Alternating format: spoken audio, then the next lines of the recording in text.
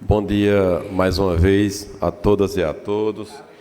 Aqui eu quero cumprimentar a todos os colegas vereadores, cumprimentar a colega vereadora Verônica, cumprimentar aqui a todos os presentes, aos servidores desse Poder Legislativo, as pessoas aqui presentes, que o ex-vereador Coi Branco e os amigos aqui presentes, professores, os irmãos Clodô, Rosiane, que sempre estão aqui na Câmara, acompanhando os trabalhos dos vereadores, os remanescentes dessa manhã de hoje estão aqui presentes, e dizer que foi muito importante o que foi aqui discutido, o que foi aqui explanado nessa manhã, né, quando o jurídico do Poder Executivo, o doutor Guilherme veio aqui e fez uma explanação. Eu agradeço a explanação também aqui, o que ele nos forneceu de documentos, de pesquisas, né, para a gente também ficar mais por dentro do processo, desse processo tão delicado, tão esperado e tão demorado, mas que eu espero e que tenho esperança que daqui a pouco seja resolvido. Aqui abraçar a todo o povo terranovense, do Distrito do Guarani, das comunidades rurais, da sede do município, dizer que o trabalho da gente ele é sempre vinculado no que a gente recebe, no que a gente traz para essa casa, com muita decisão e com muito poder de independência e de zelo pelo que a gente representa nessa casa sempre. Sessão passada, que eu peço desculpa, peço perdão aqui às pessoas, eu não pude estar presente por motivos maiores, mas acompanhei depois o link da sessão. Foi uma sessão de uma pauta pertinente, onde houve aqui discussões, e aí eu vi aqui uma mãe com todo o direito que ela tem, até me congratulo com ela aqui nesse momento, que ela veio aqui na tribuna expor aqui a sua insatisfação, a sua preocupação, o seu sofrimento, mas ela trouxe o nome aqui de mais de 600 crianças que tem nesse município que sofrem com transtorno intelectual. As mães atípicas, com todo o direito, elas têm que ser assistidas, não tanto pelo vereador, mas pelo poder público municipal. Nós estamos aqui para criar leis, apresentar propostas. Claro, se o vereador tem condições de atender pessoalmente, sim, mas eu quero dizer que tem muitas coisas que eu até discordo da questão de criação de associação, vereador Denivaldo, que é uma bandeira que Vossa Excelência levantou, não que seja contra a associação, claro, mas que o primeiro ponto que eu acho que é preciso é a criação do projeto de lei, é o Poder Executivo, é o Poder Público Municipal abraçar essa causa. Até porque eu entendo que os recursos são escassos, ainda mais quando se trata do município de Terra Nova, que é um município pequeno. Mas Terra Nova está aí prestes a receber, da concessão da Compesa, aí mais de 3 milhões. Terra Nova está prestes a receber, fora os 40% dos precatórios do Fundef, talvez um juro desse dinheiro, que foi dito aqui, que eu já sabia, mas aí o assessor jurídico da Prefeitura concordou comigo e ele tem a consciência que esses recursos podem ser aplicados e destinados para qualquer outra finalidade. Então, assim, seria a hora de priorizar essas políticas públicas. Seria a hora de olhar para essas políticas públicas. Às vezes, nós não queremos realizar muitas obras, porque o que fica bom para o prefeito é aquela obra que fica a placa, para inaugurar, para cortar a faixa. Mas tem tanta obra que a gente faz, que são aquelas obras de cuidar da saúde pública, de cuidar de vidas. Essa, para mim, é a mais, serão sempre as mais importantes. E aí talvez seria a hora de resolver essa situação. Eu confesso aos senhores que dentro da sessão de quinta-feira, e aí até quando o vereador Denivaldo falou aqui que o salário de nós aqui, vereadores, é grande demais, é alto demais, eu discordo, vereador. Eu discordo do nosso salário. Humildemente, o nosso subsídio é o menor do estado de Pernambuco. E eu fui quem falei aqui que o salário dos garis é pouco, e é pouco. Mas aí tem uma PEC tramitando no Congresso que vai ter um teto de R$ 3.000 para os garis.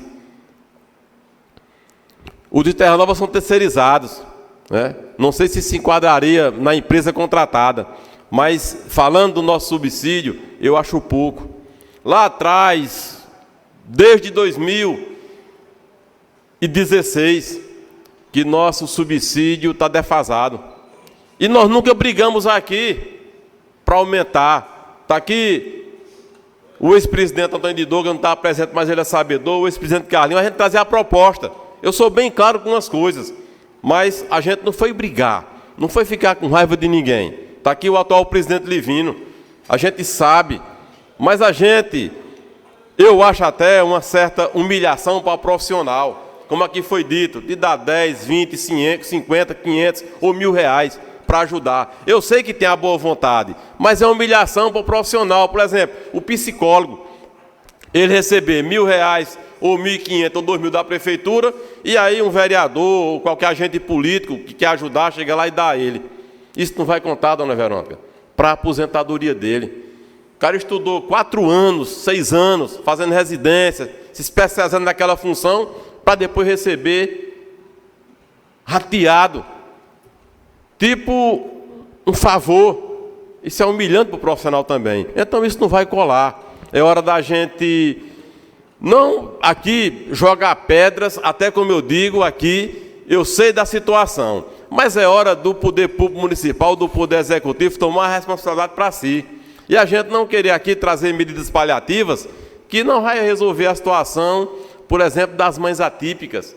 E eu apresentei aqui uma indicação, eu acho que no mês de fevereiro, criando uma bolsa para essas mães atípicas, e nem resposta eu tive do Poder Executivo, nem resposta.